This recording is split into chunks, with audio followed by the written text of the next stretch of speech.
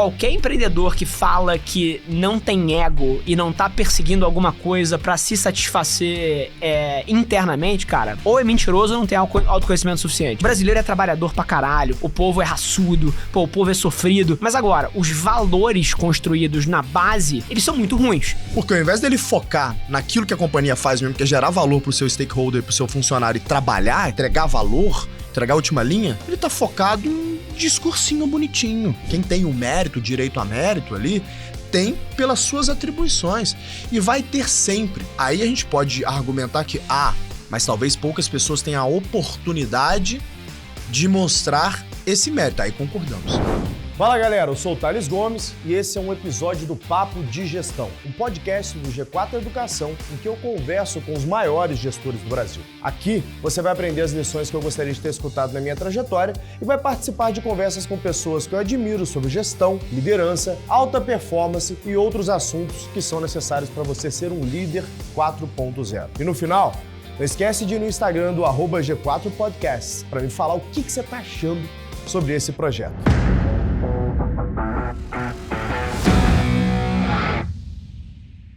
Sejam bem-vindos a mais um Papo de Gestão. Como vocês sabem muito bem, eu só gravo com gente que eu me interesso. Então, esse mês tem bastante gente interessante aparecendo por aqui, então vai ter muito conteúdo para vocês nas próximas semanas. Tem algumas pessoas bem legais que eu gravei que, se você ainda não assistiu, super vale a pena começar a assistir. E hoje meu convidado é um amigo pessoal, uma pessoa que eu admiro, um baita empreendedor, Rafa Velar, que fez algumas companhias, ele vai dar esse detalhe para vocês, mas antes disso, é um pai maravilhoso, um atleta e também uma pessoa que, assim como eu, luta contra o TDAH, não é isso, Rafa? Pô, sem dúvida. E acho que como 70% dos empreendedores interessantes que eu conheço, Thales, baita prazer estar aqui. Cara, a admiração é mútua. E acho que a gente tá até falando uma paralela. Várias das nossas conversas que a gente já teve privadas, agora on mic, né? Então vamos nessa. On tape, velho. É on tape. Que, pô, pra gravar um podcast, ficar uma hora e meia conversando com alguém, pra mim tem que ser interessante. Eu realmente não sou apresentador de podcast, né? Então, eu sou empresário, então pra mim tem que ser uma boa conversa. E eu queria começar puxando esse assunto aí do TDAH, porque eu também conheço muitos empreendedores que reclamam dessa dificuldade cognitiva, né? E eu costumo dizer para as pessoas que, para mim, por exemplo, ler um livro é tipo correr uma maratona. Então, para uma pessoa normal sentar e ler meia hora, sentar e ler meia hora seria correr 5 quilômetros. Para mim é correr 30 com a bigorna no pé, cara. Porque eu me perco, aí eu tenho que voltar. Mas eu faço, irmão. Como tudo na nossa vida, a gente faz o que tem que ser feito. É por isso que a gente tá onde tá, né? Quando que você descobriu essa condição, que você teve consciência que existe essa condição e começou a buscar algum tipo de tratamento, algum tipo de ferramenta para lidar com isso? E me conta um pouco de como que funciona a tua rotina hoje, para que você consiga driblar essa dificuldade cognitiva, né? Cara, brilhante. E tomara que isso ajude outros fellow entrepreneurs aí. Cara, eu descobri com 6 anos de idade no CA. Então, cutting a long story short, eu quando estava sendo alfabetizado, a minha mãe, nos primeiros 2 meses do CA, foi chamada na escola porque eu simplesmente não sentava na sala de aula. A professora tentava passar alguma coisa e eu olhava pro lado imediatamente. Falei assim, seu filho tem com certeza algum tipo de condição. Na época, TDAH não era sexy, né? Estamos falando de 25 anos atrás. Minha mãe me levou num primeiro especialista e identificou que eu tinha, um distúrbio de atenção. E, recomendou ali Ritalina, Venvans, essas coisas. Minha mãe é muito natural. Eu cresci numa casa, assim, onde não se tomava remédio, você trata gripe com sol e água, assim, uma tribo meio diferente. E ela, não, tá maluco, vou dar remédio pra esse filho recém-nascido, foi procurar outra opinião, mesma coisa, outra opinião, mesma coisa, chegou num quarto médico e minha mãe sempre foi muito estudiosa. Ele falou, cara, tem muita pesquisa inicial que correlaciona excesso de dopamina e endorfina no sangue com atenuação dos sintomas TDAH. E aí, pra quem não conhece, dopamina e endorfina são 2 hormônios que regem muita coisa que a gente faz e que são muito liberados no esporte. E minha mãe falou assim, tá aqui a minha tese. Vou meter esse moleque no esporte o máximo possível pra ver se atenua. E ali que começou um pouco do meu relacionamento, inclusive, pro esporte, que a gente pode bater depois. A minha mãe usou o esporte como maneira de inundar o meu sistema com endorfina e dopamina e, de fato, atenuou pra caceta os meus sintomas. Falando de rotina, primeiro que o esporte virou esse meu meu bedrock, assim, pô, eu faço Ironman, escalo montanha, e o esporte é uma parte muito central da minha vida, mas acho que a outra coisa que funciona pra mim é rotina. Assim, cara, pessoa com déficit de atenção precisa de rotina. Então, cara, eu acordo 4h30 da manhã de segunda a domingo. Não é final de semana, minha rotina não quebra. Na terça-feira, se eu jantei fora na segunda e dormi tarde, a minha rotina não quebra. Então, cara, a rotina pra mim é muito chave. E a minha rotina hoje em dia é acordar cedo, assim, e eu não sou fã de acordar cedo. Acordar cedo funciona pra mim, sei lá o que funciona pros outros. Mas eu acordo 4h30 da manhã todo dia, pego uma porra da xícara de café, sento a bunda, leio ali durante 50 minutos, 1 hora, tudo que eu acumulei no dia anterior, seja um paper, seja algum livro que eu tô lendo, e depois eu vou fazer esporte, e aí são 2h30, 3 horas de esporte todo dia, e chego no escritório ali 8h30, 9 horas da manhã. Então, falando de rotina, essa é a minha base, e é batata, assim. Se eu quebro a rotina, eu tô mais difuso, consigo me concentrar menos.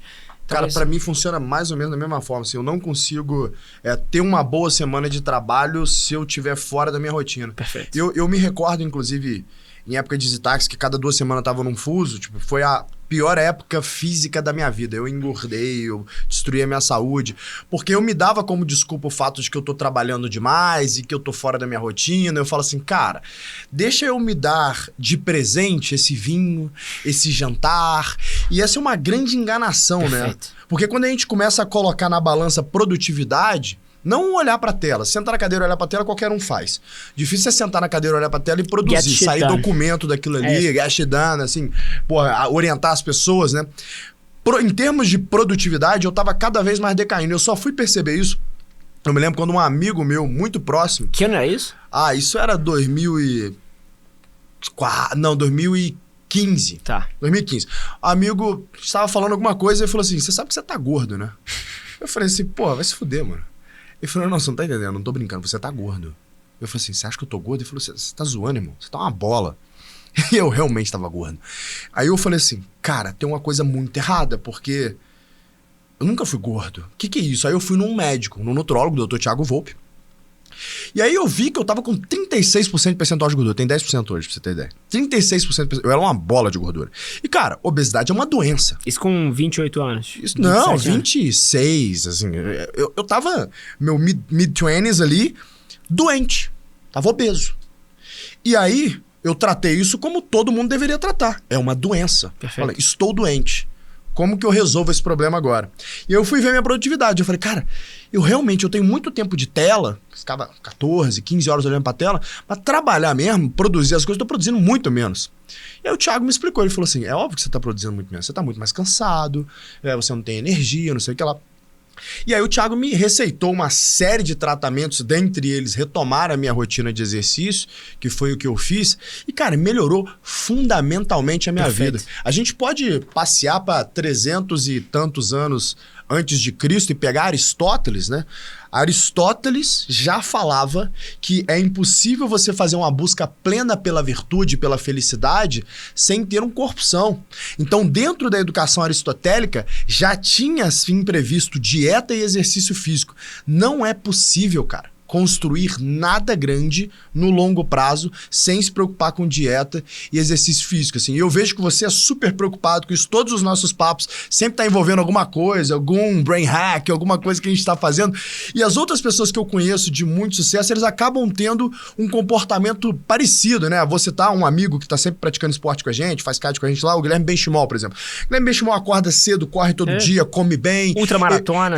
Evita beber álcool. Então, as pessoas que eu conheço de grande sucesso tem esse comportamento, né? Eu até diria que antes da gente preocupar com outros fatores ali, como, assim, não é excludente, né? Mas eu diria que a importância de você ler um paper e se preparar tecnicamente é tal qual a importância de você 100%. Acordar cedo e treinar. Você concorda? 100%. E vou te falar, cara, assim, na pandemia, eu perdi um pouco isso. Acho que mexe na rotina de todo mundo. E, cara, de volta a você ali na EasyTaxi, cara, pô, eu tava trabalhando pra caralho, como sempre trabalhei, cara, 14, 16 horas por dia. Cara, vi, pô, as minhas academias fechadas, pô, as restrições todas pra sair, e eu vi isso na pele. A minha produtividade indo por água abaixo. Perfeito. Então, assim, eu acho que o esporte não só pra mim, mas pra todo mundo, e você manter um corpo saudável, cara, é fonte de energia, não tem como você... Eu enxergo empreender, e aí pros nossos amigos empreendedores que estão ouvindo, cara, é um esporte. Concordo. Eu sou um atleta no empreendedorismo, então assim, cara, se eu entro na sala de reunião e eu tô low energy, tô fudendo a minha empresa. Com certeza. Se eu entro numa sala de reunião, cara, e eu tô desleixado e eu tô, cara, com o meu raciocínio lógico lento, porque eu tô inflamado, digo, cara, assim, eu tô prejudicando o meu negócio. Concordo plenamente. Então assim, o empreendedorismo pra mim é o estilo de vida e eu optei jogar nas cabeças, ou tentar jogar nas cabeças. Exato. Então assim, cara, respeitando o meu objetivo, eu não posso quebrar isso. Agora, fala aí. Não, que eu ia fazer um adendo aqui acerca dos esportes que você pratica, né? Bom, você pratica maratona, você pratica escalada, ou seja, esportes de endurance, esportes que você tem um desafio talvez maior interno do que externo, maior cabeça do que físico, né? O desafio físico é grande, mas o desafio da cabeça é um pouco pior. Assim, são esportes, por exemplo, que eu admiro muito quem pratica, porque eu conheço as minhas limitações.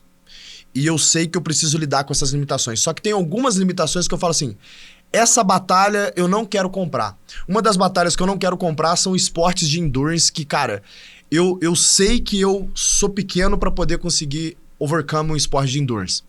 E eu vivo em um pequeno... Cara, uma pequena amostragem disso, negócio de cabeça no jiu-jitsu, porque o jiu-jitsu é o seguinte, jiu-jitsu é fazer força cansado, né? Então chega um momento que você tentou passar uma guarda ali, você foi raspado, você já tá morto. E aí você tem que fazer força pra caramba. Aí o cara entra, vai lá e monta. E aí, meu irmão, ele toma teus cotovelos. Você tá aqui, você assim, meu irmão, respirando cansado e o cara tá ali te abafando. Eu falo, velho, fazer esporte de endurance é mais ou menos isso aqui, porque eu tô cansado, eu tô abafado, eu tô meio que sem ar, sem fôlego, eu tenho que falar, cara, dá pra ficar, tem ar aqui dentro, dá pra ficar. É muito difícil passar por isso, né? Você acha que o fato de você ter conseguido overcome essa dificuldade que, por exemplo, eu não consegui olhando para esporte de endurance, isso te faz um ser mais resiliente? Você consegue transferir isso pro teu dia a dia como empreendedor? Cara, é uma bela proxy, tá? Eu até, quando eu me analiso assim, cara, tenho N fraquezas e vários pontos fortes, eu acho que um dos meus principais pontos fortes é tolerância à dor, tá? Pode crer. Curiosamente. Vou dar um exemplo aqui, depois eu conecto no que a gente tá falando. Uhum. Eu... 3 anos atrás, na véspera da prova do Ironman Full de Floripa, do 140.6 mesmo, eu caí de bicicleta, me arrebentei inteiro e tomei mais de 70 pontos. Caralho. Então, eu caí em cima de um meio fio mal feito, cara, rasguei o meu lado direito inteiro do corpo. Tem até a marca aqui, consegue ver aqui? Consigo, né? Isso aqui, quando eu levantei do chão, tinha uma pedra desse tamanho Nossa. fincada no meu braço, me arrebentei. Pra você ter uma ideia... eu sigo um pouco da linha da minha mãe, e aí não tenho crítica, sou casado com uma médica, eu não tomo remédio. Nunca tomei um Tilenol na vida, uma dipirona, um antibiótico, nunca tomei nada. Então, cara, cheguei no hospital, fudido, fiz a raspagem pra tirar o asfalto de dentro da minha carne sem anestesia. É mesmo? E assim, e pra mim, maravilha, dói... Mas vira quase um jogo mental. Minha esposa me acha meio maluco, tá? Imagino. E ainda mais sendo médico e Justificado. acompanhando esse negócio todo. Então, assim, a minha tolerância pra dor é muito grande. Então, quando você fala de um esporte de endurance, cara, eu cansei da minha perna parar de funcionar e eu cair no chão, mas o meu aeróbico e a minha cabeça tava inteiro. Sei lá, correndo 50K, 55K. Loucura. Então, assim, eu tenho uma tolerância à dor muito alta. Eu não sei se isso, cara, é um neurônio meu que tem uma conexão falha, mas eu tenho muita tolerância à dor. E nos esportes de endurance isso é fundamental. 4 anos atrás, eu tava escalando uma montanha que chama Concagua, na interseção entre a Argentina e o Chile. Uma montanha que tem 7.000 metros. No dia do ataque ao cume, que é o último dia que você sai do acampamento mais alto que você pode dormir, e você tem que fazer um bate e volta pro topo da montanha. Certo. Esse é um negócio que é pra durar alguma coisa entre 12 ou 14 horas numa expedição normal. Cara, um dos membros da expedição que tava comigo desmaiou no topo da montanha. Imagina, porque o ar rarefeito, daí é difícil, porra. E tem um incentivo muito ruim também de quando você escala, que é, cara, você investiu ali 20, 30 mil dólares pra ir nessa porra. Você fala, quero Você, fazer. meu irmão, né? eu quero fazer de qualquer jeito. E você já tá há 14 dias na expedição. Então, assim, tem um incentivo muito perverso. E a galera se puxa ao limite, o cara falhou. Cara, a gente teve que descer arrastando o cara pra salvar a vida dele. Durou 20 e poucas horas a merda da expedição. Então, assim, e esse negócio de longo e doído, e, cara, assim, eu não sinto tanto quanto uma pessoa normal. O que até volta ao TDAH. Não sei se você sabe disso, eu gosto de ler paper pra caralho, assim como você. Tem uma pancada de estudo de faculdades dos Estados Unidos que apontam o porquê da relação de um empreendedor, ou muitos dos empreendedores terem TDAH. Você sabe por quê? Não, por quê? Quem tem TDAH tem dificuldade de assimilação de risco. Ah, eu já vi esse negócio. Cara, parece que tem um bloqueio no lóbulo frontal, uma parada exato. assim. Eu te mando os papers depois, mas é exatamente isso. Tem um bloqueio e uma falha da conexão do lóbulo frontal. Por exemplo, a gente tava falando aqui de entrar no podcast. A porra do Thales vai pular o Jackson Hole de 14 metros. A Corbett. A Corbett ali, meu irmão, em Jackson Hole daqui a, sei lá, 2 semanas no carnaval. Não, daqui a dia 16 tô indo. Meu irmão, isso é coisa de maluco. Quem é que pula um negócio de 14 metros? Assim, cara, quem tem dificuldade de assimilação de risco. Então, quando a gente olha pra alguém e fala assim, cara, eu nunca faria isso, eu nunca pularia de paraquedas, eu nunca desceria um Onda Grande, eu nunca pularia 14 metros, nunca escalaria uma montanha, são pessoas que assimilam um risco melhor que a gente. E empreender, bicho, é um ato irracional. Se você para pra botar no papel prós e contras, risco-retorno de empreender, cara, a conta não fecha. Não fecha. Não fecha. Ainda mais no Brasil. Tem que ser duas coisas que precisa ter. Precisa ser maluco e precisa ter ego. Porque, assim, vamos falar, se não tiver ego, você não tá fazendo, porque você quer provar alguma coisa pro mundo, você quer provar alguma coisa pra alguém. Então, aí a gente conecta um pouquinho do TDAH com o empreendedorismo, que eu acho que é super interessante. E você acha que, você falou de ego, né? Eu traduziria até pela busca pela glória, né? Você acha que talvez essa remuneração, né, que pelo menos pra mim, eu sei que pra você também que eu te conheço, eu vou te dizer o seguinte, pra todo mundo que realmente realiza, vale mais do que dinheiro, que é a glória. Você acha que essa busca pela glória, ela de fato é talvez esse combustível que permite a gente tomar tanto risco? Por que eu digo isso, né? Ontem saiu uma decisão do STF que literalmente agora ele transforma em lei aquela famosa frase no Brasil, nem o passado é certo, né? Ou seja, a partir de agora, qualquer jurisprudência, decisão com trânsito em julgado, pode ser revista pelo STF, decisões tributárias. O que quer dizer? Nada prescreve. Nada prescreve. E se um empreendedor, se agora a gente lançou mão de um uso de um benefício tributário, daqui a 20 anos entra um presidente novo aí e fala assim, mano, a União tá precisando de dinheiro aqui, estamos querendo aumentar o salário dos deputados aqui, faz o seguinte, mano, fala que aquele negócio lá é ilegal, julga ilegal, aí o empreendedor ele não só tem que pagar todo aquilo que ele usou de benefício, como pagar corrigido. Ou seja, eu vou quebrar as empresas, né? A insegurança jurídica do Brasil, que já é uma realidade, passa a ser agora um fator gravíssimo e extremamente perigoso, o uso de benefício tributário. Falando de um país onde, se você quiser, por exemplo, contratar uma pessoa, no modelo CLT, o custo dela fica mais ou menos 80% a mais. Sendo que essa pessoa tem 25%, 30% de desconto no que você está pagando. Ou seja, quem ganha dinheiro é o Estado mesmo. Né? Então, para eu gerar emprego, eu sou penalizado. Eu só consigo gerar emprego se eu pagar um pênalti de pagar quase que o mesmo valor que eu pago para essa pessoa pro Estado. Me dá o direito de gerar emprego. E se eu tiver que mandar embora, meu amigo, cálculo de férias, mais FGTS, é mais uma porrada que eu tomo. Eu tenho que pensar 20 vezes antes de gerar emprego, né? Como você falou, a conta não fecha de empreender no Brasil. Não é só por dinheiro. Porque, cara, gente inteligente aqui no Brasil, como é você, é gente inteligente no Brasil, nos Estados Unidos. E eu diria que, inclusive, a gente conhece gente do mundo inteiro, né? Eu diria que o brasileiro tem até uma vantagem competitiva que a gente, cara, é muito street smart. A gente é muito criativo, a gente trabalha bem. Então, você vê que os gringos, eles são bons tecnicamente, mas são muito cartesianos. 100%. A gente, tecnicamente, talvez a gente tenha até um pouco de disparidade, eles têm um acesso à educação melhor. Pela formação. Mas, cara, a gente overcome esses caras ali, sendo street smart, dando um jeito. É super comum a gente ver isso quando a gente lida com outros gringos que estão jogando a mesma liga que a gente joga, né? Então, pra mim, cara, se não fosse a busca pela glória, que a busca por uma vida virtuosa, ela passa pela busca pela glória, não faz sentido. É melhor trabalhar em investment banking no Morgan Stanley. Ou ir pra McKinsey, né? Pra ter a garantia ali que eu, vou tirar $1 milhão por ano, $1,5 milhão.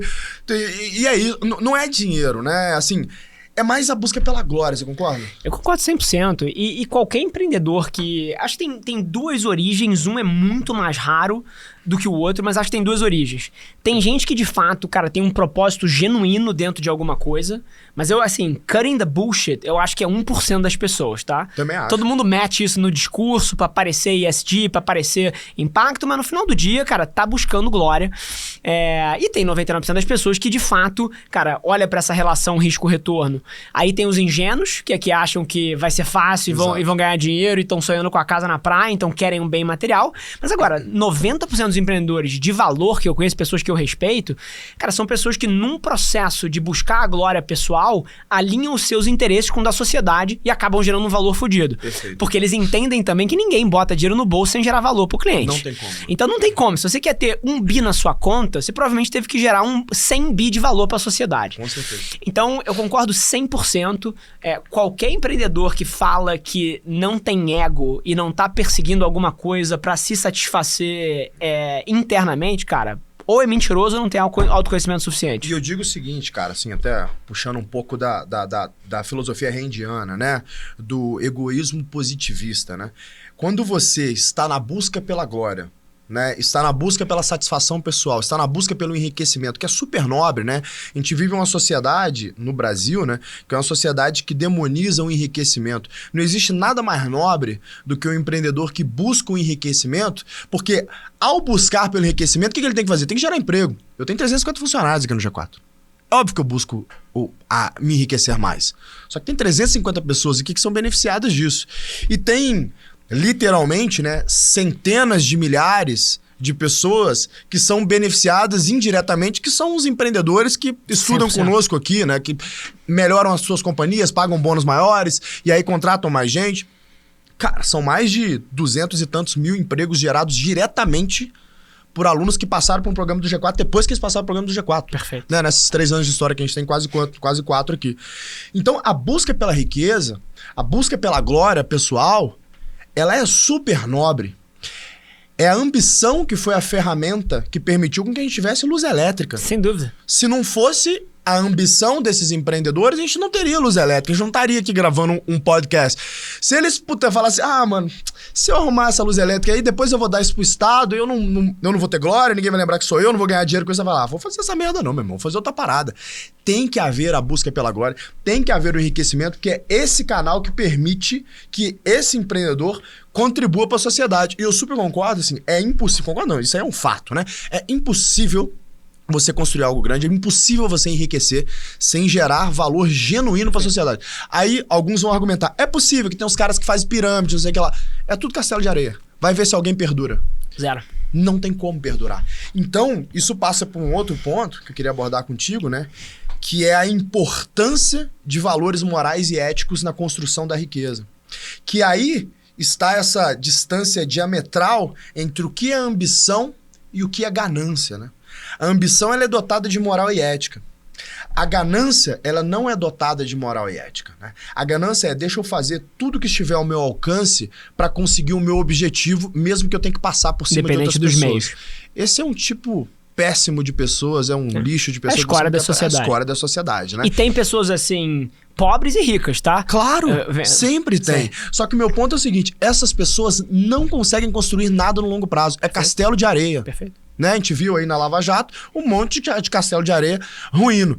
E tem as pessoas virtuosas, que são aquelas ambiciosas, dotadas de valores morais e éticos, que falam, eu vou tentar de tudo para conseguir os meus objetivos, desde que eu jogue dentro das 4 linhas, desde que eu não transponha meus princípios e valores, né? São as pessoas que constroem, sim, seus impérios, que constroem coisas duradouras, né? E aqui a gente entra num tema do caralho, que eu vou pegar a tua âncora, porque várias das ideias que você trouxe, e pô, papo aberto, e eu adoro ter a oportunidade de falar sobre isso aqui, várias das ideias que você trouxe nos últimos anos, cara, pelos extremos radicais ideológicos, foram demonizadas. Exato. Riqueza demonizada, pô, a ambição demonizada, o mérito demonizado. E aí, assim, eu acho que nos últimos anos no Brasil, vamos pegar os últimos 15 anos, tiveram vários erros da direita, vários erros da esquerda. Só que eu acho que a coisa mais tóxica que aconteceu, que prejudica as pessoas de internalizarem valores como os que você falou, foi esse tribalismo desmedido. Eu não conheço nenhuma atividade humana que desligue mais neurônios, ou seja, desplugue as pessoas da capacidade de raciocinar efetivamente, do que você adotar uma filosofia cegamente e você defender tudo que aquele lado faz. Isso serve para a direita e para a esquerda. Com certeza. Nos últimos 10, 15 anos, a gente viu pessoas inteligentes abdicando do seu julgamento não viesado sobre um conceito ou sobre uma ideia, só para poder fazer parte de uma tribo e ser hiper representado naquela tribo. E aí, cara, É curioso, pô, você é super intelectualmente curioso, acho que, pô, muitas das pessoas que estão lendo aqui já leram livros do Daniel Kahneman sobre vieses, já leram, sei lá, um Nudge do Richard Thaler e são interessados nos vieses cognitivos. Mas uma coisa que eu acho que não é debatido o suficiente é o viés cognitivo do tribalismo. De você, pô, a partir do momento que você se identifica com um grupo, você precisa apoiar absolutamente tudo que aquele grupo faz. E muitas das ideias que você trouxe, que são absolutamente virtuosas para uma sociedade, cara, algumas delas foram demonizadas porque foram identificadas como ideias de direita. Perfeito. Assim como outras ideias da esquerda, que são boas, ou de centro-esquerda, cara, que são boas, foram demonizadas simplesmente porque são de esquerda. Cara, isso é péssimo pro mundo. O grande erro é o seguinte, e esse erro ele se repete há milhares de anos, literalmente, tá? As pessoas tratam o seu viés político como uma religião. Então a pessoa fala, eu não tenho religião. Aí, geralmente, a pessoa que fala isso é uma pessoa mais de esquerda, né? Eu não tenho religião. Tem sim, né? Você tá aí defendendo cegamente ideias que foram já refutadas, ideias que foram aplicadas em países vizinhos aqui que estão causando miséria. Você tá, defendendo cegamente essa ideia. Você é um religioso. Essa é a religião, né, dessas pessoas, né? Quando você trata isso da forma como você falou, sem a capacidade de racionalizar, fala assim, cara, tem partes boas aqui nas minhas crenças, mas tem partes ruins. Eu tenho que defender tudo? Não. Tem mérito em outras partes de outras crenças também. E eu sempre tenho essa conversa, quando eu consigo conversar pessoalmente com pessoas que são diametralmente distantes de mim ideologicamente, né? Por exemplo, o Facundo Guerra sempre tem boas conversas com eles, que é um cara muito inteligente. Então, as nossas conversas são sempre muito respeitosas. Por quê? Porque ela fica dentro do âmbito intelectual. Ela nunca desce no âmbito da ofensa. Não, eu sou uma pessoa que não tenho nem interesse em conversar com alguém que tá em guerra com o meu ponto de vista. Não faz sentido. Mas você sabe o que acontece?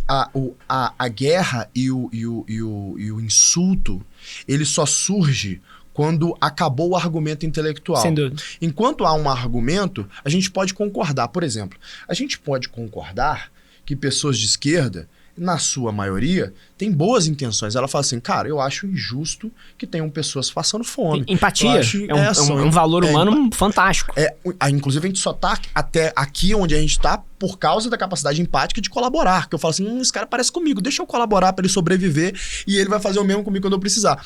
Então, isso, cara, é um bom valor. Eu posso reconhecer isso. O que a gente discorda, então? A gente não discorda do fim. Né? A gente discorda que as pessoas deveriam viver dignamente, deveriam ter acesso a coisas que são importantes para a vida delas, concordamos. A gente discorda dos meios, né? Então, se eu discordo dos meios, por que eu tenho que entrar em guerra com a pessoa porque eu discordo dos meios?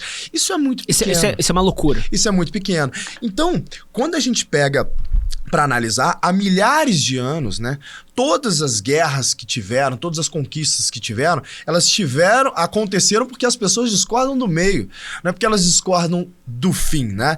Agora, como é que eu acabo com isso? Cara, a única forma de eu acabar com isso é o investimento em educação. Mas assim, é uma educação que não existe mais. Por que não existe mais essa educação? Não existe educação clássica. Eu comecei a estudar mais profundamente filosofia há pouco tempo agora, e eu comecei a ver o tanto que eu sou ignorante, assim, eu estudei filosofia na faculdade, tá? Filosofia 1, 2 e 3. Eu falei, cara, eu não sabia nada. Eu sou muito ignorante, eu não conheço nada de história, eu nunca tinha me aprofundado nos grandes pensadores da humanidade e tal. São vários conceitos que eu concordo, que eu aplico no dia a dia dos meus negócios, e, cara, eu não sabia que eu tava aplicando Aristóteles no meu negócio. Eu tô lendo agora a filosofia socrática de questionamento, nesse instante. Porrada. Então, a gente não se sente um extremo ignorante. Nunca ninguém no colégio virou pra mim e falou assim, vem cá, deixa eu te pegar pelas mãos e te guiar pelos ensinamentos aristotélicos pra eu te construir um homem virtuoso. O pessoal queria me ensinar Fórmula Bhaskara. Antes de eu aprender Fórmula Bhaskara, eu tenho que aprender a ser um homem virtuoso. Né? Porque aí eu tô treinando o meu hardware. Sem dúvida. O software eu plugo qualquer coisa. Aristóteles, por exemplo, foi quem cunhou toda a noção de lógica. Né, que depois Euclides vem, tudo que a gente conhece de matemática, basicamente foi desenhado por Euclides ali. Então, se eu aprendo a noção de lógica aristotélica para depois eu aprender Euclides, eu aprendo qualquer coisa, eu aprendo Fórmula Bhaskara, eu aprendo qualquer coisa. Então, falta uma base educacional. Então, falta uma base argumentativa. As pessoas não leram Platão. Elas não conhecem sofismo, elas não sabem uma lógica argumentativa, não sabem argumentar. Então causa essas distorções, sabe? É por isso que eu acho que a gente está tão longe, enquanto sociedade, de chegar em consensos e fica nessa guerra onde todo mundo sai perdendo, né, velho? Sem dúvida. E aqui, acho que até, não sei se isso encoraja, porque vai dar um choque de realidade em muita gente que tá ouvindo a gente, ou se isso desmotiva as pessoas um pouco mais frágeis emocionalmente.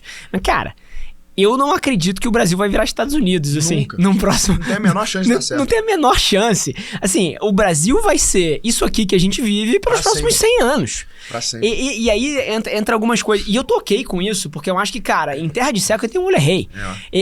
Eu já flertei com a ideia, por exemplo, agora quando eu tava fazendo a transição da Adventures pro Brand Lovers, eu flertei em morar no Vale. Eu flertei em sair daqui e abrir esse negócio que eu acredito que pode ser uma plataforma global. Eu flertei em morar nos Estados Unidos. Cara, mas não. Deixa eu ficar aqui. Porque aqui tem muita oportunidade, Tem cara. muita oportunidade, mas agora, tudo isso que você falou, cara, são as bases da nossa cultura. O Brasil tem valores de merda. Exato. Na base. E assim, o brasileiro é trabalhador pra caralho, o povo é raçudo, o povo é sofrido. Mas agora, os valores construídos na base, eles são muito ruins. A cultura brasileira, do atalho, do não... Veneração é a palavra errada, mas na não glorificação dos nossos ídolos. Exato. Cara, o Brasil destrói os seus próprios ídolos. Isso é uma loucura. É uma loucura. Então, assim, a gente tem bases muito ruins. Então, assim, tudo que a gente debateu até agora, trazendo um choque talvez pra algumas pessoas, cara, o Brasil vai ser isso pelos próximos 100 anos. E eu acho que é uma oportunidade. Porque, tipo assim, a gente vive uma geração, velho. Sinceramente, essa nova geração, uma parte relevante dela, it's just a group of fucking pussies, velho. É isso que a gente tem, assim. Essa galera, eu quero ficar em casa, home office, eu não quero trabalhar. Olha só, um amigo meu chamou uma pessoa pra vir pra uma vaga pra empresa dele. A pessoa respondeu assim: oi, fulano, tudo jóia?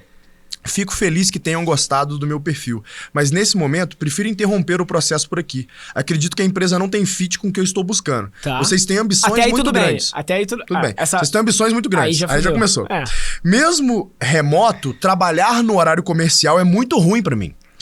Eu moro com os meus pais e vou pra academia pela manhã. E somente posso trabalhar à tarde. Pelo que eu falei com vocês, isso não é possível. Olha o nível de insanidade. É verdade. É impossível. É verdade. Olha o nível de insanidade que a gente tá falando. A pessoa já poderia trabalhar de remoto 100%. Aí ela falou assim, cara, não dá pra trabalhar em remoto, a tua empresa é muito ambiciosa, eu topo trabalhar, mas não trabalho em horário comercial, não. Tipo assim, what the fuck, tá ligado? Que a gente tá vivendo. Esse é o retrato de boa parte da nova geração. Sim. E eu falo pra molecada, quando eu vou em faculdade, quando eu vou conversando com moleque, falo, galera, o negócio é o seguinte, tem um pequeno grupo de savages por aí, velho, que se vocês realmente ir ali pra fora, grind hard, vocês vão botar pra fuder, porque nego é muito frouxo, velho. Eu acho que isso que resume uma parcela relevante da nova geração. É um bando de frouxo, que não quer grind, que não quer sofrer. E aí eu trago Aristóteles de novo. Não existe uma vida virtuosa sem o sofrimento. Você precisa sofrer para poder merecer a glória da virtude. As pessoas não querem passar pelo sofrimento mais. Então, sinceramente, é triste para onde a gente está caminhando aqui enquanto humanidade, para onde a gente está caminhando enquanto país. Essa cultura woke tá destruindo a nova geração. Mas pra gente, cara, fucking savages, isso é um presente, meu querido. É muito fácil, nunca foi tão fácil ganhar dinheiro, porque é só você fazer o básico, entendeu? Eu concordo. E vou te falar uma coisa. Eu adoro história. Então, uma das coisas que eu mais leio... Hoje em dia eu leio pouco sobre business, leio mais história, filosofia, outras coisas que é o que me interessa mais. Cara, a gente tende a achar que a nossa geração tá vivendo tudo pela primeira vez. Então, assim, cara, não, isso aqui nunca aconteceu na história. Primeira vez que a gente tá vivendo um evento desse. Cara, in the fucking 70s, nos anos 70, cara, tinha os hippies. O que era isso? Você tinha, a geração que tinha sobrevivido à Segunda Guerra Mundial, que criou gente muito forte, gente muito dura, gente, que entende as regras da vida, vamos chamar assim, né? E, nessa geração, splitou em duas. A geração que veio pós. Vieram as pessoas que pegaram esses valores, esses ensinamentos, que foram os baby boomers, e que acho que transformaram o mundo, dos anos 70 aos anos 90, 2000. E você teve um outro cohorte de pessoas que falou assim, não, agora que passou esse sofrimento, eu vou botar as pernas pro ar, eu vou fumar maconha, eu vou a show de rock. A galera que fugiu do Vietnã. É isso. Então, assim... Bando de frouxo. É um bom ponto. Então, assim, e eu acho que o que a gente vive hoje em dia é uma era muito parecida, tá? E, assim, eu não julgo. Eu acho que as pessoas tiveram as bases erradas. Talvez o erro, inclusive, esteja nos pais, que tiveram uma vida mais dura e, pô, nos seus filhos protegeram eles um pouco. certeza. Mas o que a gente vive hoje em dia é uma era que tem uma parcela da população que são hippies. São pessoas que acreditam que vão mudar o mundo com um tweet na rede social. Acreditam que vão mudar o mundo postando um story em apoio a uma causa. Mas essa é uma virtude, uma moral muito frágil. Porque no final do dia você faz 3 perguntas e você desmonta esse apoio. Porque assim, pô, beleza. Pô, que legal. Vou dar um exemplo aqui. Pô, quero salvar o mundo. Aquecimento global. Isso é uma causa que mexe muito comigo. Eu critico as empresas, eu critico aquilo. Pô, legal. Pô, bacana saber isso. Quais passos concretos você tomou nos últimos 12 meses para mudar alguma coisa? Eu critiquei. Qual foi a implementação prática sobre como você não tomou nenhum passo, mas como você organizou um grupo de pessoas eventualmente para que desse o passo? Então assim, cara, com 3 perguntas você desmonta essa virtude, essa moral muito rasa. É muito fácil você abrir o Twitter e criticar alguma coisa. Exato. É muito fácil você fazer um story e apoiar alguma causa. Exato. Agora, o número de pessoas que de fato tá fazendo alguma coisa para mudar coisas que estão erradas fundamentalmente sim e precisam de apoio é minúsculo. E aí você volta nos anos 70...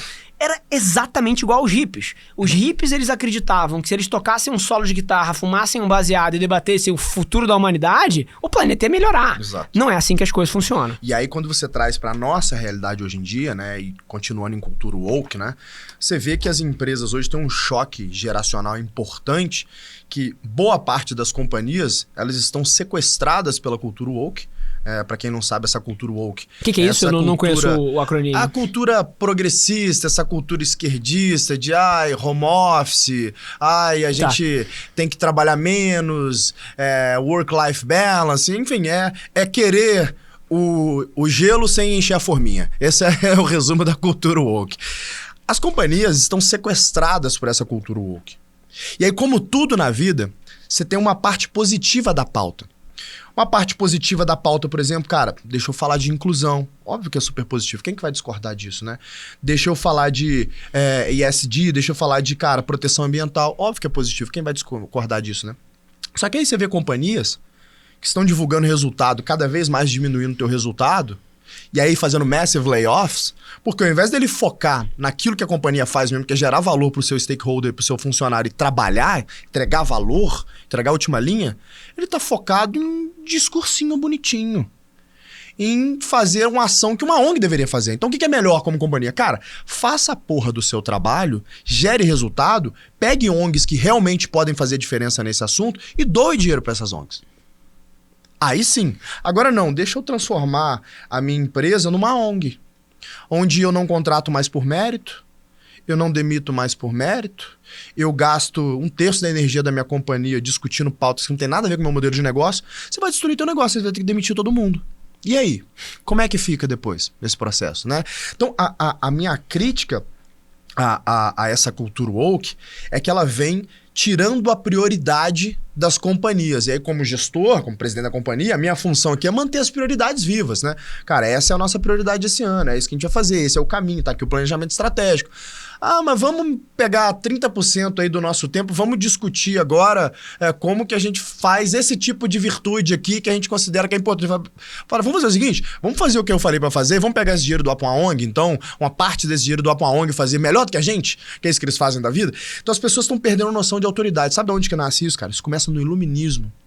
O iluminismo, ele começa a destruir toda a noção de autoridade, né? Então ele começa a tentar desmistificar a igreja e tal. E a igreja, ela teve uma importância, tem uma importância enorme na sociedade, porque através do conjunto de princípios éticos cunhados pela igreja, a gente começou a ter a possibilidade de orquestrar muita gente. De commute, de conviver, sim. De colaborar. Então quando eu falo os mandamentos ali, né? Eu tô falando assim, cara, tem um conjunto, é a cultura, né? Olha, a cultura ocidental, então, ela é cunhada nesses mandamentos. Então, cara, não cobiça a mulher do próximo, não rouba, não mata. Vamos fazer o básico pra gente viver em sociedade e colaborar, porque a gente desenvolve. O iluminismo vem para poder começar a desmistificar, mas só que ele faz muita coisa boa, só que uma coisa péssima que ele faz é destruir a noção de autoridade. Então você começa a destruir a noção de autoridade, né? Começa a destruir depois a noção de autoridade estatal. Então as monarquias moderadas, que sempre construíram países melhores e mais estáveis, começam a ruir. aí entra as democracias, das democracias surgem as tiranias, e aí surgem algumas anarquias que são combatidas para voltar a ser a democracia, acaba a noção de autoridade. Aí daqui a pouco vem a cultura progressista tirar a noção de autoridade familiar. Não existe família certa. Não existe família. Por quê? O que eles querem? Eles querem que o Estado tenha um controle sobre os filhos dessas pessoas. Você não pode educar seu filho da forma como você quiser. Você vai preso. Você tem que educar da forma que o Estado quer. Aí agora eu começo a combater a noção de autoridade do pai de família. Deixa eu destruir o pai de família. Daqui a pouco ser homem é errado. Não pode ser homem. Tá errado. Você é um estuprador potencial se você for homem. Então eu venho toda essa noção de destruição da autoridade. E o mundo, ele sempre precisou de uma autoridade, e a autoridade, ela é conquistada, né? A não ser que você seja um tirano, através da violência você conquista. Geralmente a autoridade é conquistada através do respeito pelas coisas que você realiza, né? A cultura woke, ela não quer uma autoridade. Eu faço o que eu quero, do jeito que eu quero, eu vivo uma vida hedonística. Uma vida hedonística tem um preço. Se eu não tiver prioridades, first things first, na minha companhia vai ruir, eu vou ter que demitir as pessoas. Se eu não tiver uma noção de autoridade, existe uma regra, as pessoas trabalham no escritório todos os dias, numa hora tal até a hora tal, ah, não, eu quero stay home, trabalhar de casa, vai dar merda. Eu vou começar a perder produtividade. Se eu não tenho um pai de família presente, bom, vários estudos demonstram isso, eu tenho crianças disfuncionais. Eu preciso da noção de autoridade masculina ali para poder dar essa noção de moral e ética, esse apoio para essa criança crescer de forma mais estruturada. Eu venho nesse processo consistente de destruição da autoridade, e aí tem um mundo que a gente tem agora. A bunch of fucking pussies que não quer responsabilidade, né? Várias das coisas que você falou, e, cara, algumas delas eu tenho mais profundidade, outras menos, mas pra mim é muito nítido que vem, cara, de volta ao nosso papo do tribalismo, né? A gente tá separando a sociedade em várias tribos. Então você tem as feministas, você tem as esquerdas, você tem as direitas, você tem tribos. Exato. E toda vez que você tem tribos, você assume a ideologia daquela tribo em detrimento do seu melhor raciocínio lógico possível. Então várias das coisas que você falou são falhas de raciocínio. Por exemplo, tem muito debate que eu acho que tem mérito, porque ao longo dos anos existiu muito preconceito nas organizações. Preconceito é real, preconceito existe. Preconceito, assim, quem questiona preconceito é burro, porque tá lá. Mas agora, muitos dos motivos, por exemplo, você pega a discrepância, por exemplo, entre CEOs homens e CEOs mulheres. Vamos pegar assim, você pega o S&P 500 e você vai olhar a quantidade de mulheres que tem CEO e mulheres que são, e homens que são CEO. Cara, o grande erro das pessoas é olhar para uma divergência de percentual, por exemplo, tem 80% homens, eu não sei qual é o número exato, tá? Mas é assim que o mundo reagiria. E 20% mulheres, ou até menos, 90% homens, 10% mulheres. Fala assim, isso é tudo preconceito. Aqui que tá o erro. Porque, cara, quem é intelectualmente curioso, gosta de ler paper, sabe que dificilmente você tem você tem uma variável única que explica uma distorção estatística.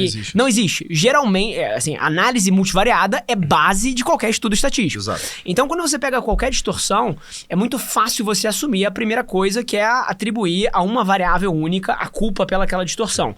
Mas, geralmente, aí dado pra todo mundo que tá ouvindo a gente, geralmente, na média, nenhuma variável é responsável por mais do que 5% pela distorção num número.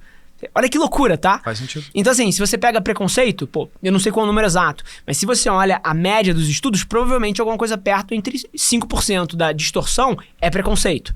5% vai ser, não sei, porque num dado momento da vida, as mulheres preferem focar na família e não no trabalho. E aí, isso cria obstáculos bem óbvios pra qualquer pessoa lógica. Então, talvez 5% esteja aqui, talvez outros 5% esteja no fato de que, biologicamente, talvez existam mais homens com um perfil mais agressivo. E geralmente essas instituições são extremamente competitivas. Não, então, talvez não. Tem que ser. Tem que ser. Tem testosterona, né? Isso, a química explica isso. Então, provavelmente uma pessoa cheia de testosterona é mais agressiva e vai acabar, cara, movendo a organização pros seus objetivos. Então, assim, eu acho que vários dos erros cognitivos na análise vêm, número 1, de vieses de confirmação, que é quando você se identifica com uma tribo, você começa a adotar aquela ideologia sem pensar na base lógica.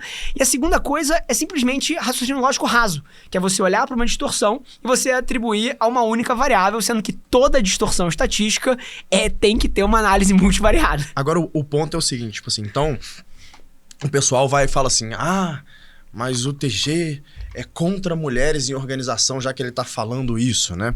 E aí eu sempre... O esquerdista sempre se dá mal comigo, né? Porque os fatos não conseguem corroborar com as teses que eles fazem, né? Então, tipo, eu sempre faço essa pergunta. Mas assim, você recebe esse tipo de crítica? Pô, direto. Mas só de gente burra. Mas de qualquer forma, assim, quantos % das CFOs de empresas médias e grandes você conhece que são mulheres, assim? Cada 10, quantos você conhece que é mulher? Cara, acho que a única que cruza a minha cabeça foi a que foi tocar a reestruturação da Americanas agora. Não tem, né? É. Minha CFO é mulher. Mas você acha que eu botei ela ali só porque ela é mulher? Não. É porque ela é a CFO mais foda que eu conheço. Inclusive, eu abdiquei da minha cadeira de CEO da Singu pra botar ela, porque ela é muito pica. Aí a gente terminou o ciclo de Singu, falei, cara, vem pra cá. Vem ser a CFO aqui do G4. Você é muito pica, eu não quero te perder. Então, é isso que eu falo sobre mérito. Se for homem, se for mulher, se for negro, se for branco, se for japonês. Cara, o gestor que é bom mesmo, ele tá cagando pra isso. Ele não tá nem aí. Ele tá preocupado com quanto essa pessoa é boa fazendo aquilo lá. Se ela for boa, a minha CFO, por exemplo, agora, ela tá indo pro 3º filho, né? Os 3 nasceram com a gente, assim, e foram 3 momentos que eu falei, cara, não sei se é bom ou ruim você ter filho, porque os 3 momentos que você engravidou foram momentos importantes pra companhia. Foi um momento duro ali, porque, cara, a gravidez é complexa e tal, não sei o que lá, e a gente conseguiu transpor todos e tudo foi bom, né? Então, tipo assim, mais um momento importante pra companhia agora, um momento de, companhia crescendo, lucro real, estruturação e tal, ela tá grávida. E aí, quando eu fui contratar ela falou assim, TG, eu tenho que te falar um negócio, você tá me fazendo essa proposta aí, pô, é óbvio que eu tenho que aceitar uma proposta dessa. Eu tô grávida de novo, tá? Eu falei, e daí, brother? Você sempre teve grávida, você tava grávida toda hora, tanto faz. Vamos aí. Cara, a mina, ela é fucking savage, bro. Você não tá entendendo? Ela é da nossa real. É sem mimimi, trabalha pra caralho, entrega tudo que tem pra entregar. A Misa é muito pica, meu irmão. Muito... Qual é o nome dela? Misa. Maria Isabel. Ela é muito pica intelectualmente, muito pica no que ela faz. Mina, pô, estudiosa, libertária, lê pra caralho sobre política e tal, tá sempre envolvida em grupos de discussões intelectuais.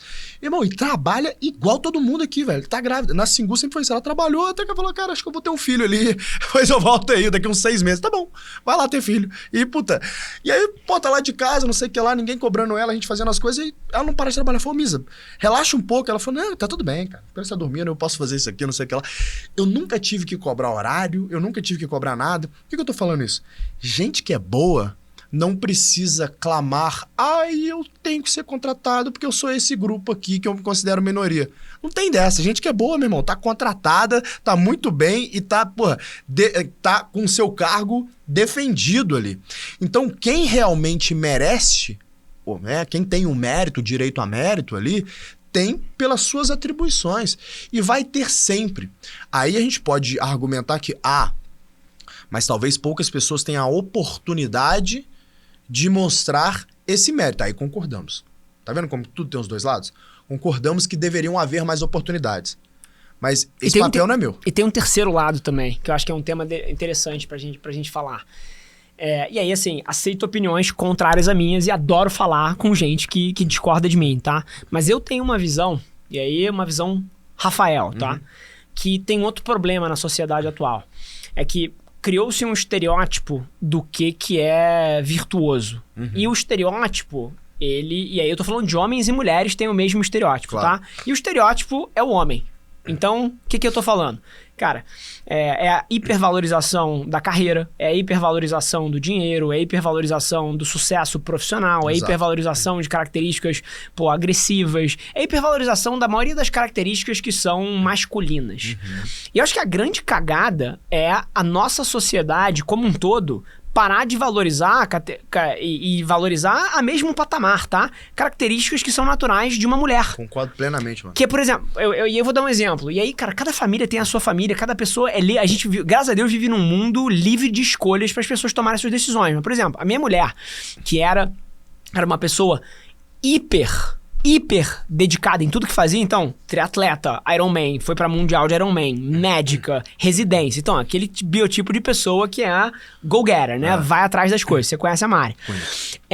Cara, a gente teve ela... Quando ela ficou grávida, ela falou assim, cara, eu acho que talvez a coisa mais forte que eu possa ter pra contribuir pra sociedade e o maior ato, que eu posso ter nos próximos anos é me dedicar ao meu filho. Eu acho isso muito nobre, cara. Cara, e a sociedade hoje, mulheres e homens, tá? Tem uma dificuldade de valorizar isso. Então, por exemplo, cara, se num ano eu crio de valor pra família, porra, algumas dezenas de milhões, cara, eu acho que o ato dela cuidar da nossa casa e cuidar do nosso filho, escolha dela, tá? Assim, não fui eu que induzi ela. Falou assim, cara, eu acho que isso é importante pra caralho. Eu acho muito nobre cara, da parte dela. Essa é a cagada da sociedade. Concordo. A sociedade como um todo, mulheres e homens, cara, tem que entender que você optar, e pode ser o inverso, pode ser um homem que escolhe cuidar da família, sei lá, mas a gente tem que valorizar igualmente esse esforço. E aqui tá o problema, porque num processo de desvalorização vou chamar assim, do papel histórico da mulher na sociedade, cara, a gente fez uma grande cagada, que é tentar transformar as mulheres em homens. Exatamente. Então, assim, mas essa é uma opinião que é minha. E, cara, assim, adoro ter conversas com quem discorda de mim.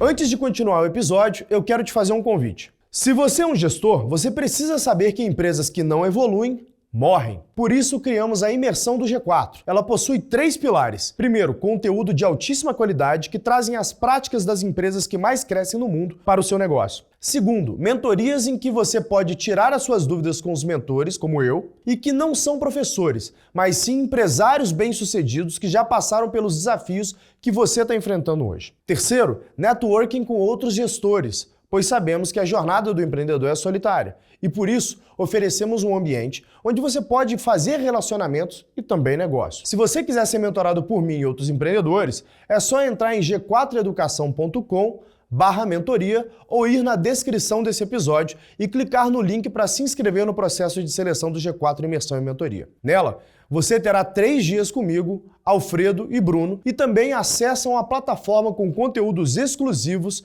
para transformar o seu negócio após a imersão. Um verdadeiro MBA de 3 dias, com lições que você já irá aplicar um dia depois na sua empresa.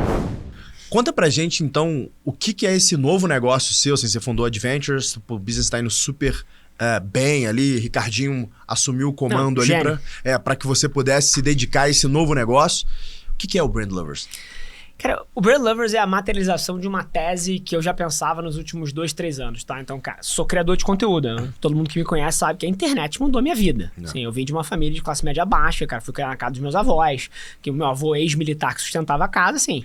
E a internet foi o que abriu todas as oportunidades que hoje se apresentam na minha vida. E ao longo dessa trajetória, eu acompanhei amigos, amigas e pessoas que trabalhavam comigo, as que não eram muito grandes na internet ainda, ter muita dificuldade de monetizar essa influência. Então, basicamente, eu observei na primeira fila uma dicotomia, que é o Brasil e a América Latina como um todo é o lugar no mundo, não sei se o pessoal sabe essa estatística, onde a influência de um criador de conteúdo mais converte, ou seja, mais da metade das decisões de compra no Brasil hoje em dia já são tidas com base no endosso de criadores de conteúdo. Pra você ter uma ideia, o número nos Estados Unidos é 14%. Caramba. O número na Europa é por volta de 18%. A gente é pelo menos 4 vezes melhor. Então. O segundo lugar é China é tipo 40%. O terceiro lugar é Colômbia. Não. O terceiro lugar é México, o quarto lugar é Índia e o quinto lugar é Colômbia. Então, assim, a América Latina é aberração nesse tópico. Só que, e aí eu jogo mais um dado para todo mundo, os criadores de conteúdo da cauda longa, ou seja, os que não são gigantescos, os que não têm centenas de milhares de seguidores, eles não têm formas ativas de reach out para as empresas e uma maneira estruturada de colaborar. O que faz o seguinte... E aí eu cuspo um dado para todo mundo. A A16Z, no final de 2021, começo de 2022, entrevistou dezenas de milhares de criadores de conteúdo na América Latina para ver quanto eles ganhavam. E de diferentes populações. E ela descobriu o seguinte, 48% dos criadores de conteúdo ganham menos de $100 por mês. Que isso? Exercendo essa profissão. Depois eu te mando a pesquisa. E... 86% dos criadores de conteúdo ganham menos de $200 por mês. Ou seja, de um pool que no Brasil são de 10 milhões de pessoas, na América Latina são de 23 milhões de pessoas que são criadores de conteúdo profissionais, você tem 86% das pessoas ganhando menos que um salário mínimo. Falei assim, aqui tem... Eu tinha essa intuição convivendo com influenciadores e influenciadoras, mas não tinha um número. Aí A16Z foi lá e me entregou de bandeja. Esse negócio ficou me perturbando. E basicamente, cara, a Brand Lovers era uma hipótese que eu tinha de que se eu conseguisse agregar numa plataforma marcas e criadores de conteúdo, isso ia gerar muito valor para as duas partes. Então essa era a tese. Se eu conseguir agregar o suficiente do lado do supply dessa plataforma e do lado da demanda, eu poderia ser um provedor de liquidez nessa facilitação. Então, cara, o que a gente criou foi basicamente, cara, um aplicativo onde os criadores de conteúdo podem entrar todos os dias da sua vida, eles acordam e eles podem entrar, e eles podem procurar marcas e jobs para fazer. Então, e do lado da marca, o que a gente criou foi uma espécie de Google AdWords, para que ela possa, de uma maneira quase que programática, colocar campanhas e coisas que ela quer fazer. Uma vez que ela setou isso tudo vai na plataforma e o criador de conteúdo que tá ali, acabou de acordar, ele entra, ele procura e ele identifica o que ele quer fazer, ele vai lá e faz, e ele é recompensado em tempo real. E quem bida?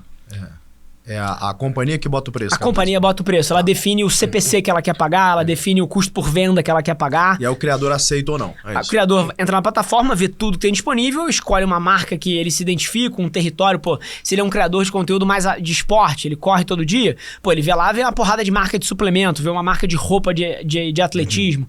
Então, cara, basicamente a visão é que eu acredito que hoje, na América Latina, tem uma oportunidade para você construir um super app que, cara, que coordena e facilita a vida de um criador de conteúdo. Um lugar onde ele vai acordar, vai buscar job, vai gerenciar as finanças, vai fazer antecipação, vai ter links para poder mandar para as marcas pagar para ele, para campanhas que ele tá fazendo de uma maneira automática. Então, essa é um pouco da visão.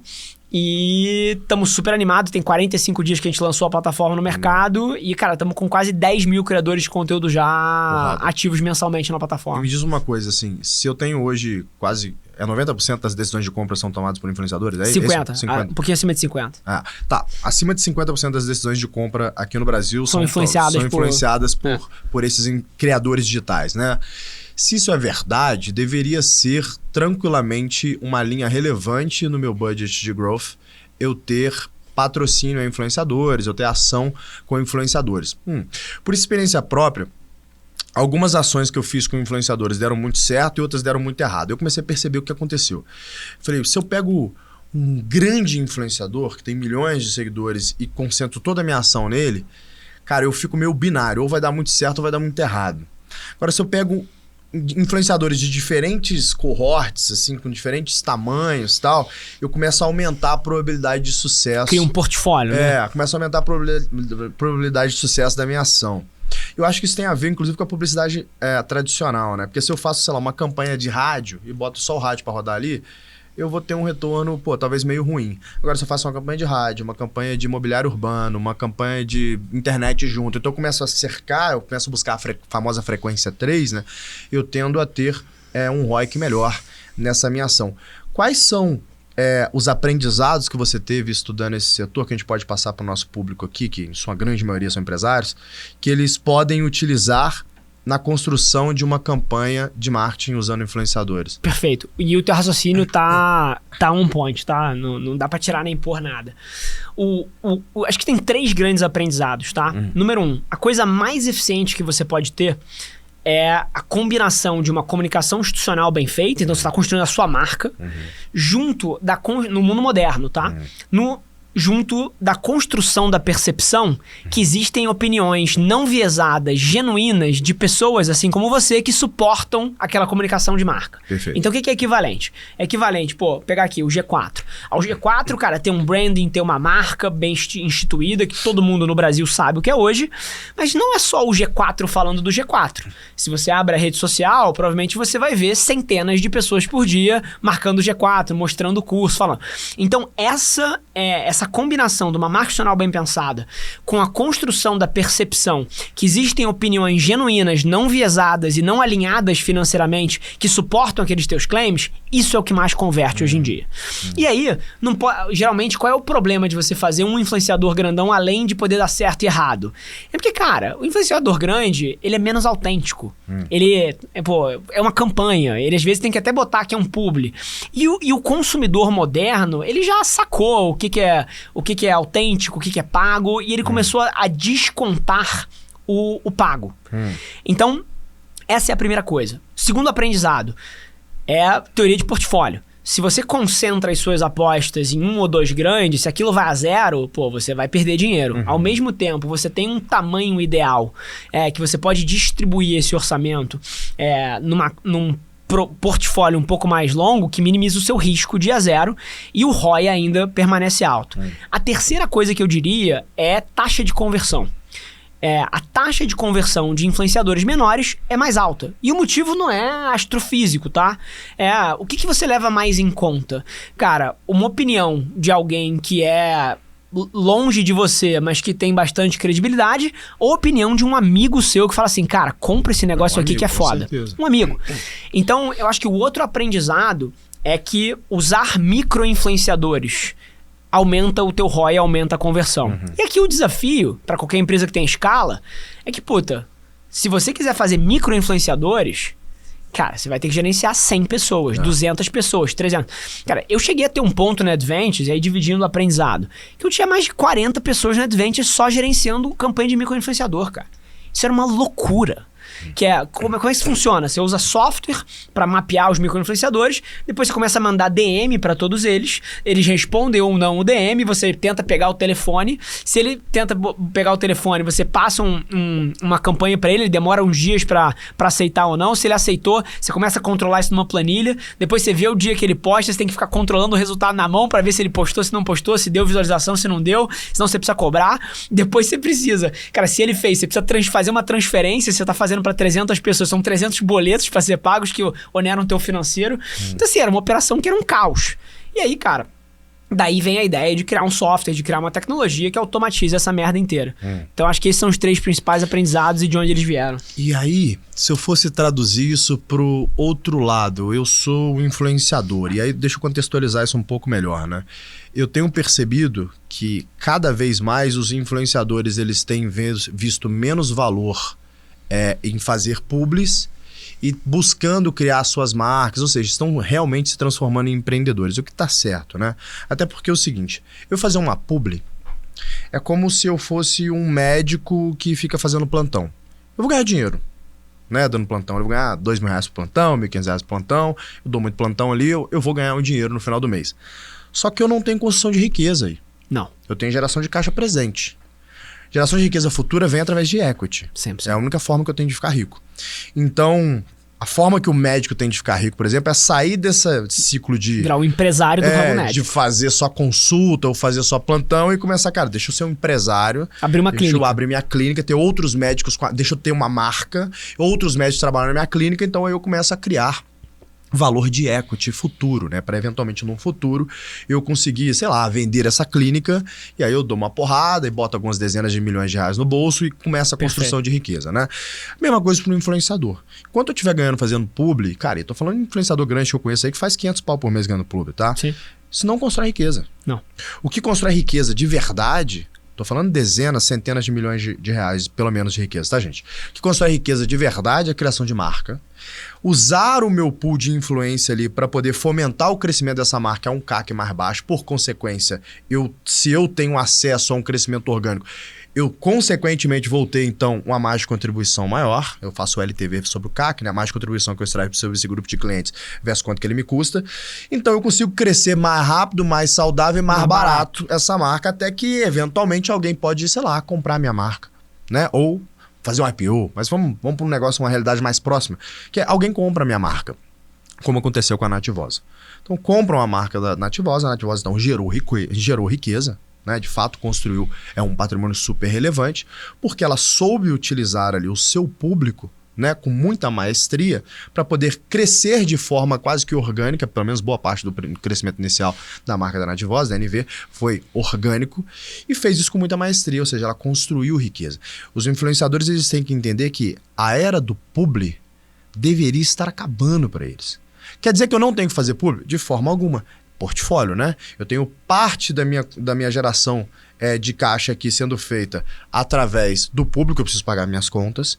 Agora, eu vou me tratar como uma empresa.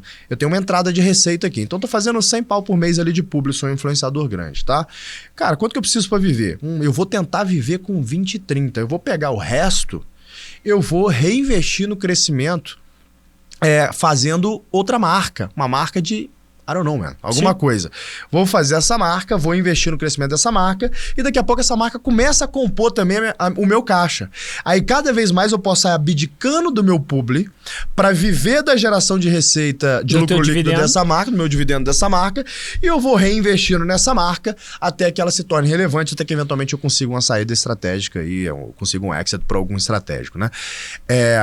O que você daria de conselho para esses influenciadores que estão nos assistindo agora para trilhar esse processo de se transformar no empresário? Cara, baita pergunta. E trazendo uma história aqui, sem citar nome, cara, a Adventures, que foi a empresa que eu fundei, há 2 anos atrás, 2 anos e meio atrás, ela faz exatamente isso, né? Ela ajuda grandes celebridades a lançarem as suas marcas. Exato. E aí, eu vou contar uma história rápida aqui de uma celebridade que a gente não lançou a marca dela, mas é uma pessoa muito grande no Brasil. E nas conversas, quando ela viu, a gente lançando a marca do Gustavo Lima, ela falou, interessante isso aí, deixa eu sentar pra entender o modelo. E, cara, pessoa super transparente, super pra frente, boa de negócio, era um homem. E a gente foi entender, beleza, mas por que você tá interessado nisso aqui? Ele falou, cara, seguinte, eu ganho muito bem, cifras parecidas com as que você falou aí. Só, cara, chuta quanto dinheiro essa pessoa tinha na conta. Cara, eu diria que menos de R$1 milhão. Cara, R$2 milhões. Então, assim, é uma pessoa que todo mundo vê andando de jato pra tudo que é lado, indo nos hotéis mais caros do mundo, é visto, cara, nos lugares mais exclusivos do planeta Terra. Vive no fluxo ali, né? Cara, tem $300 mil na conta. Que loucura, mano. Isso é insano. Insano. E aí, cara, basicamente ele falou assim, cara, eu entendi que esse jogo aqui é curioso, porque quanto mais eu ganho, mais eu gasto. E eu não tô conseguindo acumular patrimônio, e eu tô vendo o que vocês estão fazendo, e tô interessado. Então essa é só uma história pra abrir. Pra quem tá ouvindo a gente, o que eu acho que é um conselho? Se você quer começar um negócio, primeiro passo pra você é entender o que a gente lá na Adventure chama de CPF, que é Celebrity Product Fit. Então é basicamente entender qual é a categoria que mais se encaixa na sua marca que você acabou construindo na cabeça do público. Que espaço mental você ocupa na cabeça do consumidor? Então, por exemplo, se você fosse uma marca, é um espaço de performance, é um espaço de saúde, é um espaço de educação. São as coisas que, é onde você tá na minha cabeça, né? Educação, empreendedorismo, saúde, esporte. Então, assim, se fosse falar de um CPF do Thales, sei lá, talvez uma marca de nutracêuticos, talvez uma marca de suplemento, uma empresa de educação. Então, assim, são coisas que fazem muito sentido. Se você, como blogueira, foi conhecida por fazer review de maquiagem, olha uma categoria de maquiagem. Então, esse é o CPF. Então, o primeiro passo, entende o teu Celebrity Product Fit, vamos chamar assim. Segundo passo, cara, não subvaloriza que, diferente de produzir conteúdo, que você grava um vídeo e esse negócio escala, falar de construir equity numa empresa de produto, cara, você precisa entender de supply, você precisa entender de produto, você precisa entender de logística, você precisa entender de gestão. Então, não subvaloriza o trabalho que vai dar você construir uma empresa, porque você coletar uma verba de mídia de um post que você fez é muito diferente de você gerir um funcionário, que tá te processando, pedindo demissão, criar a cultura correta na companhia. Então, a segunda recomendação que eu falaria é suicídio. Suicídio. Fazer sozinho. Concordo. E aqui eu dou mais um ponto. Toda grande celebridade ou grande criador de conteúdo, e aqui a gente foi pro outro espectro, né? Estamos falando de quem tem audiência suficiente para construir um negócio nas costas, não é o pequenininho. Deveria ter um sócio de negócio. Concordo. Você deveria ter um CEO. Você deveria pegar... você quer abrir uma marca de, sei lá, de CPG, cara? Chama um cara que foi VP da Unilever 20 anos, conhece tudo disso. Perfeito.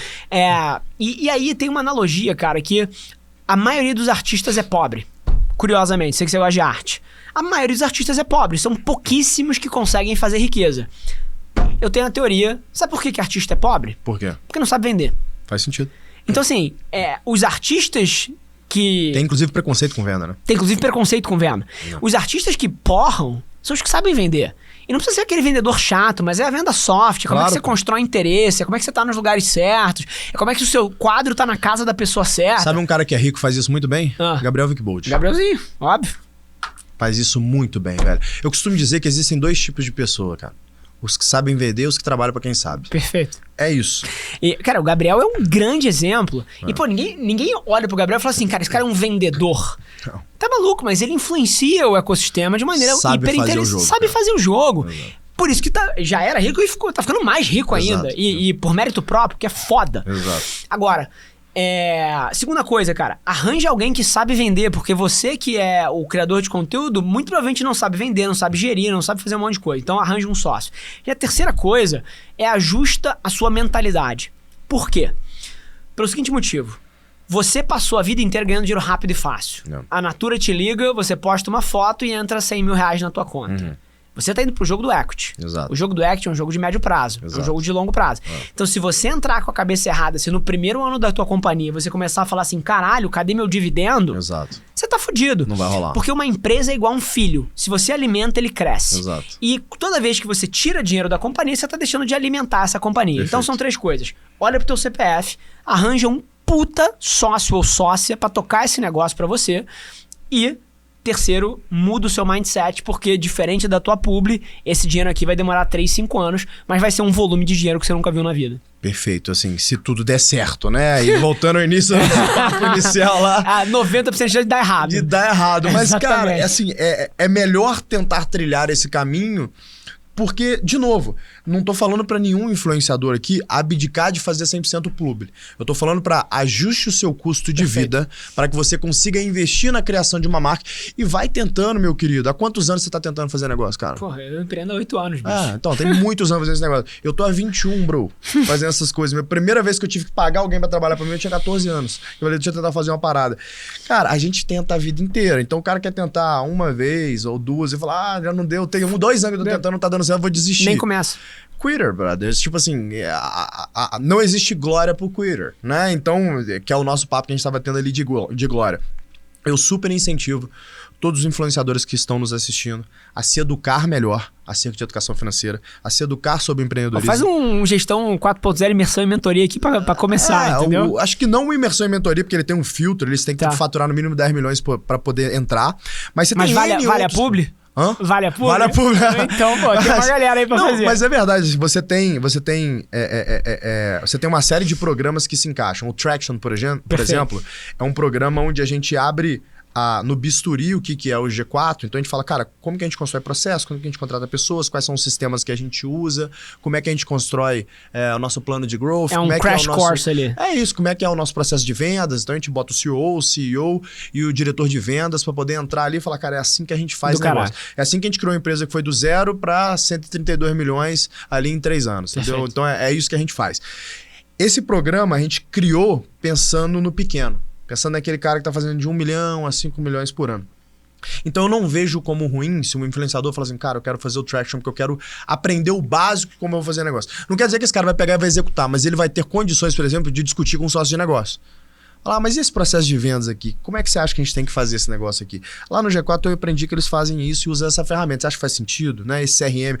Só para falar a mesma língua, eu acho que faz muita diferença para eles. Perfeito. E aqui, Curveball.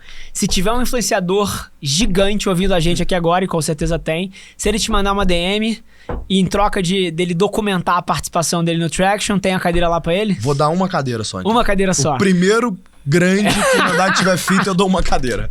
Tá fechado. Tá aí, isso. ó. Isso é mania do Alfredo, velho. Tá de graça, tá ligado? Mas eu vou dar uma de graça, então. Esse é o Rafa Velar, senhoras e senhores. Muito bom falar com você, velho. Tamo junto, sempre bom papo, como sempre. Prazer estar com você. Esse foi mais um Papo de Gestão. A gente falou aí sobre filosofia, moral, virtude, ética, startup, empreendedorismo, startup, esporte. Influenciadores. Aguardem os próximos, que quando eu achar gente interessante o suficiente, eu venho cá gravar mais pra vocês. Valeu. Valeu. E aí, gostou do episódio? Se sim, não esquece de compartilhar com um amigo. Se for postar nas redes sociais, não deixa de marcar o Instagram do @G4podcast. Eu quero saber realmente o que você achou. Um abraço e até o próximo episódio.